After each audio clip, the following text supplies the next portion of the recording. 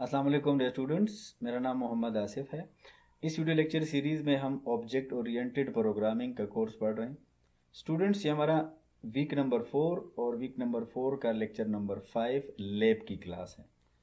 Student, previous lab में हमने method overloading के बारे में सीखा कि मेथड ओवरलोडिंग क्या होती है। हमने एक प्रोग्राम किया और उसमें मैंने आपको बताया कि इसमें आपके पास एक से ज़्यादा फंक्शंस होने चाहिए, फंक्शन के नेम जो है वो सेम होने चाहिए, और हमारे पास जो डिफरेंस है वो रिटर्न टाइप या पैरामीटर में होना चाहिए। तो उसके ऊपर मैंने एग्जांपल सॉल्व किया।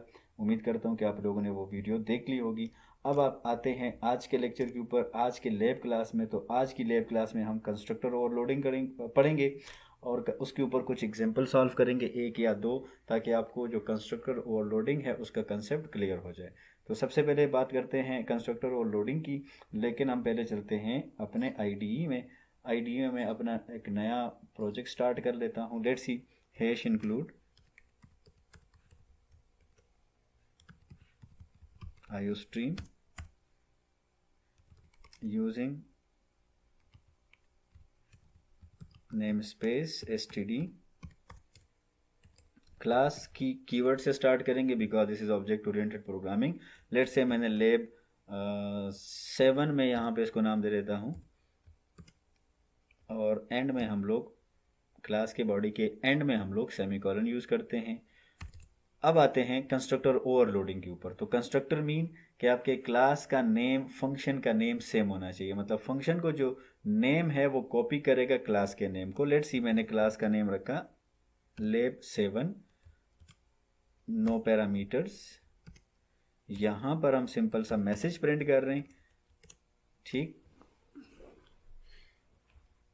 बल्कि इससे पहले हम ऐसे कर लेते हैं कि एक पब्लिक स्पेसिफायर मैं आपका डिफाइन कर देता हूँ, और इंटीजर मार्क्स, और आपका यहाँ पर स्ट्रिंग नेम। ये दो वेरिएबल जो हैं डेटा टाइप वो मैंने एज ए पब्लिक आपको आपका डिफाइन कर दिए। और फिर यहाँ पर आकर लेट्स सी मैं यहाँ पर जो आपका स्पेसिफायर है उसको भी डिफरेंट कर देते हैं। लेट्स सी पब्लिक आपका स्पेसिफायर। लेट्स सी मैं फ़िलहाल इनको छोड़ देता हूँ ताकि आपको पहले कंसेप्ट क्लियर हो, उसके बाद हम फिर इसके ऊपर प्रोग्राम कर लेंगे। तो स्पेसिफायर मैंने किया पब्लिक। लेब हमने लेब 7, और क्योंकि लेब 7 हमारे पास क्लास का नेम है तो ये हमारे पास क्लियर हो गया कि class name function name same है। तो it mean this is the constructor function. तो कंस्ट्रक्टर फंक्शन के अंदर हम सिंपल सा मैसेज प्रिंट कर देते हैं। स्लैश एन में हमेशा लगा देता हूँ ताकि हमारे पास जो नेक्स्ट सी आउट है वो नेक्स्ट लाइन में या न्यू लाइन में आ जाए।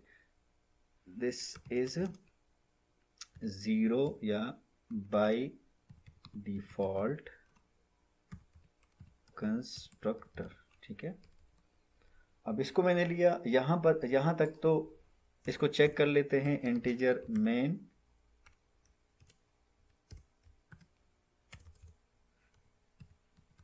रिटर्न 0। ऑब्जेक्ट क्रिएट करते हैं लेब 7 का ऑब्जेक्ट लेट से मैंने बनाया ओ बी, ठीक है। ओ बी अब ज़रूरत क्योंकि नहीं है, कंस्ट्रक्टर फंक्शन खुद से कॉल हो जाता है। सो लेट सी क्योंकि ये बाय डिफ़ॉल्ट कंस्ट्रक्टर है, बाय डिफ़ॉल्ट मीन 0 पैरामीटर्स वाला कंस्ट्रक्टर। लेट सी लेब 7, ठीक है, मैंने इसको नाम दिया। अब देखें आपने 0 एरर 0। तो यहाँ पर हमने पब्लिक स्पेसिफायर लिया, और यहाँ पर कंस्ट्रक्टर फंक्शन जिसका रिटर्न टाइप कभी भी नहीं होता, हमने पढ़ा था। और उसके बाद इसमें जो पैरामीटर्स हैं वो मैंने 0 पास कर दिए। और मैंने यहाँ से जब नहीं चाहिए तो मुझे ज़रूरत नहीं है आपके आर्गूमेंट सेंड करने की, तो मैं कंपाइल ऑलरेडी मैं कर चुका हूँ। लेट्स सी इसको प्रिंट करते हैं। This is by default constructor. तो हमारे पास कंस्ट्रक्टर फंक्शन है वो प्रिंट हो चुका है। लेट्स सी कंट्रोल सी और वी मैं दोबारा से इसको पेस्ट कर देता हूँ। लेकिन अब यहाँ पर आप देख रहे हैं एक से ज़्यादा कंस्ट्रक्टर्स हमारे पास आ गए। अब जब एक से ज़्यादा कंस्ट्रक्टर्स आ गए इट मीन आपने अब डिफरेंट करना होगा फ्रॉम द अदर। या ऊपर जो हमारे पास कंस्ट्रक्टर है द फर्स्ट वन, हमारे पास रिटर्न टाइप क्योंकि है नहीं, हमने नंबर ऑफ आर्गूमेंट चेंज कर देने हैं। लेट से इंटीजर एक्स में कर देता हूँ। अब ये इन दोनों में डिफरेंट ये है कि आपने यहाँ पर एक पैरामीटर लिया है और यहाँ पे 0 पैरामीटर्स हैं। अब जब क्योंकि ये कंस्ट्रक्टर जितने भी होते हैं वो तब कॉल होते हैं जब आपका ऑब्जेक्ट क्रिएट हो। तो ये जो ऑब्जेक्ट क्रिएटेड है, ये क्योंकि इसमें हम लोग जीरो आर्गुमेंट सेंड कर रहे हैं, तो ये बाय डिफ़ॉल्ट कंस्ट्रक्टर को कॉल करेगा। और अगर इसमें मैंने एक आर्गुमेंट सेंड किया, लेट से इंटीजर की जो वैल्यू होती है 5 कर दें, कोई भी वैल्यू सेंड करें, तो पहले मैं इसको कंपाइल करता हूँ, जीरो एरर्स, और सॉरी मैं यहाँ पे चेंज भी कर देता हूँ, constructor with 1 parameter, constructor with 1 parameter. ठीक है, मैसेज मैंने चेंज कर दिया ऊपर वाले से, कंपाइल किया, दोबारा से प्रिंट कर रहा हूँ, तो आप देख रहे हैं कंस्ट्रक्टर विद 1 पैरामीटर वाला जो कंस्ट्रक्टर है, मतलब ये वाला, वो कॉल हो गया, दूसरा रह गया। क्यों? क्योंकि हमारे पास एक ही ऑब्जेक्ट बना, और एक ही ऑब्जेक्ट जो है वो मीट कर रहा है सेकंड कंस्ट्रक्टर की रिक्वायरमेंट को। अब उसकी रिक्वायरमेंट क्या है कि एक आर्गुमेंट मांग रहे हैं, मैंने सेंड कर दिया। अब उस कंस्ट्रक्टर का क्या होगा जिसके जीरो पैरामीटर्स हैं। अब जाहिर सी बात है, उस कंस्ट्रक्टर को कॉल करने के लिए आपको अलग से एक ऑब्जेक्ट की ज़रूरत पड़ेगी। लेब 7, लेट्स सी मैंने ऑब्जेक्ट यहाँ मैं इसको 1 कर देता हूँ, इसको 2 कर देता हूँ। तो मैंने यहाँ पे ऑब्जेक्ट 1 क्रिएट किया, ऑब्जेक्ट 1 में मैं जीरो आर्गुमेंट सेंड कर रहा हूँ। तो अब हमारे पास, इसको कंपाइल करते हैं लेट्स सी, और इसको कॉल करते हैं, तो देख रहे हैं बाय डिफ़ॉल्ट कंस्ट्रक्टर भी कॉल हो गया और 1 पैरामीटर भी कॉल हो गया। ठीक है, तो दोनों कंस्ट्रक्टर कॉल हो गए। तो क्योंकि हमने पढ़ा था कि जब भी आप कंस्ट्रक्टर को कॉल करेंगे तो उस कंस्ट्रक्टर के लिए आपने एक स्पेसिफिक ऑब्जेक्ट क्रिएट करना होगा। अब इसके लिए जब आप क्रिएट करेंगे तो जीरो पैरामीटर वाला, और इसके लिए जब आप ऑब्जेक्ट क्रिएट करेंगे तो उसमें आप एक आर्गुमेंट सेंड करेंगे। ठीक है, तो वहां पर मैंने आर्गुमेंट सेंड किया। बेशक हमने स्टैटिक सेंड किया, डायनामिक भी सेंड कर सकते हैं। तो इन दोनों में ये, इसी तरह हम तीसरा कंस्ट्रक्टर अगर हम यहाँ पे क्रिएट करें, कंट्रोल वी में दोबारा कर देता हूँ, तो लेट से मैं यहाँ पे इंटीजर x कामा इंटीजर y कर देता हूँ। अब यहाँ जो है वो मैंने दो पैरामीटर्स ले लिए, कंस्ट्रक्टर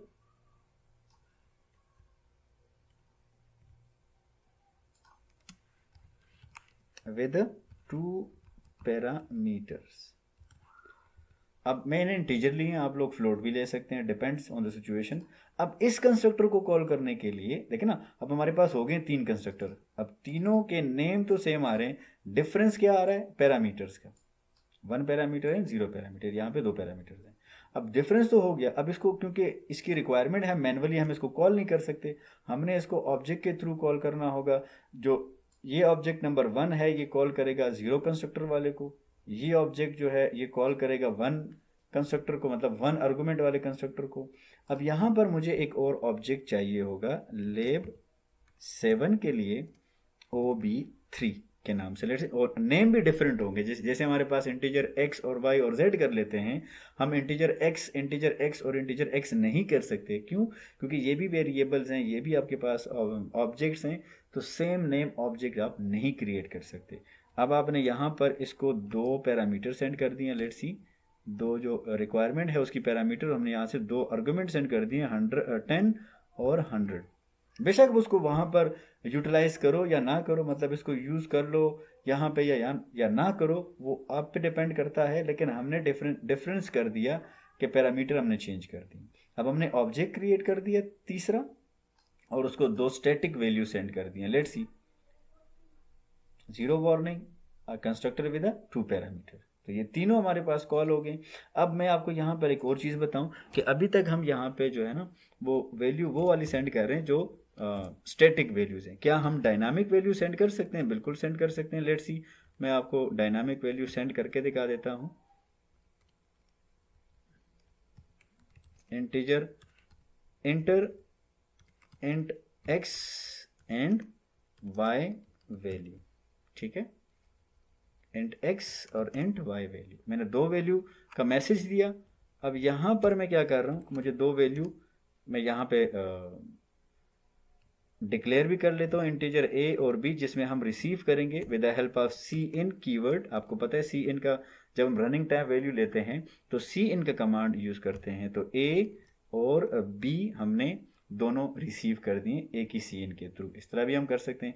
अब यहाँ पर मुझे स्टैटिक करने की ज़रूरत नहीं है, मैं a कामा b रिस्पेक्टिवली किसी भी सीक्वेंस में लगा सकता हूँ अकॉर्डिंग टू सिचुएशन, क्योंकि मुझे दोनों जो वेरिएबल्स हैं वो इंटीजर वैल्यूज हैं। ठीक है, फ्लोट होते तो मैं यहाँ पे फ्लोट ले लेता। लेट्स सी, मैंने कंपाइल किए, जीरो एरर, जीरो वार्निंग्स। अब this is by default constructor, पहला वाला कंस्ट्रक्टर जो है वो कॉल हो गया, यहाँ पे आपको नजर आ रहा है। ठीक है, ये OB1। फिर हमारे पास कंस्ट्रक्टर नंबर ये 2 जो है, ऑब्जेक्ट नंबर 2 का जो ऑब्जेक्ट आपने क्रिएट किया और आपने 5 सेंड किया, तो वो कह रहा है कंस्ट्रक्टर विद 1 पैरामीटर जो है वो कॉल हो गया। फिर वो कह रहा है ये तीसरा वाला यहाँ पे कॉल होने से पहले देखें, यहाँ पर लिखा हुआ है कि मैसेज इंटीजर x की वैल्यू और y की वैल्यू, तो मुझे x और y की वैल्यू ताकि वो यहाँ पर ए और बी में स्टोर कर ले। सो लेट्स सी, मैंने एक में सेंड किया 1 और दूसरे में सेंड किया 100। ठीक है, दोनों को मैंने सेंड किया, तो हमारे पास उसकी अब उसके बाद क्या है, lab3 जो ऑब्जेक्ट है वो क्रिएटेड है। ए और बी की वैल्यू एज अ आर्गुमेंट मैंने सेंड करके उसकी रिक्वायरमेंट पूरी की। यहाँ पर जो फंक्शन थर्ड है ये वाला, उसकी रिक्वायरमेंट पूरी की। जैसी रिक्वायरमेंट पूरी हो गई, उस ऑब्जेक्ट ने वो वैल्यू उसको एक्स और वाई में स्टोर कर दी। बेशक अब उसको मैं प्रिंट करूँ ना करूँ वो मेरी मर्जी, लेकिन उसने इस कंस्ट्रक्टर को जो है ना वो कॉल कर दिया। तो अगर आप चाहें तो इसको प्रिंट भी कर सकते हैं, मसलन कैसे, लेट्स सी एक्स और लेट्स सी वाई, एक्स और वाई को प्रिंट कर दें बेशक, और दरमियान में आप /t करें ताकि आपका ज़रा स्पेस उसमें क्रिएट हो। दोबारा से इसको करते हैं जल्दी से। x की वैल्यू लेट से मैंने 10 रखी और दूसरी के मैंने 100 रख दी, तो आप देख रहे हैं कि वो कंस्ट्रक्टर का मैसेज जो है वो भी प्रिंट हो गया। ठीक है, कंस्ट्रक्टर का मैसेज जो है वो भी प्रिंट हुआ, और साथ साथ में x और y, क्योंकि मैंने /n किया है तो वो लाइन ब्रेक कर गया, और उसके बाद 10 और टेप के बाद 100 जो है वो प्रिंट हो गया। तो स्टूडेंट्स, ये था हमारे पास कंस्ट्रक्टर ओवरलोडिंग, जिसमें हमने ये देखा कि हमारे पास जो एक से ज़्यादा कंस्ट्रक्टर फंक्शंस होंगे, और उसमें हम कर क्या सकते हैं, हम कर ये सकते हैं कि उसमें हमने किया ये कि डिफरेंट पैरामीटर हमसे हमने उसको डिफ्रेंशिएट किया कि कंस्ट्रक्टर नंबर 1 में, 2 में और 3 में क्या फ़र्क है। ठीक है, और उसके लिए अलग अलग ऑब्जेक्ट जो है वो क्रिएट किए। अगर हम अब यहाँ पर मेरे पास 3 कंस्ट्रक्टर्स हैं तो मैंने 3 ऑब्जेक्ट क्रिएट करे। अगर हमारे पास 10 कंस्ट्रक्टर्स होते हैं तो हर कंस्ट्रक्टर को आप एक ऑब्जेक्ट की ज़रूरत पड़ती है, और उस कंस्ट्रक्टर की जो रिक्वायरमेंट्स हैं वो आप फुलफिल करके वो वाला कंस्ट्रक्टर कॉल हो जाता है। तो स्टूडेंट, आज के लिए इतना काफ़ी है। उम्मीद करता हूँ कि आप लोगों ने कंस्ट्रक्टर ओवरलोडिंग के बारे में थोड़ा सा सीख लिया होगा। अगर इसमें कोई क्वेश्चन हो तो आप मुझसे पूछ सकते हैं। थैंक यू, अल्लाह हाफिज़।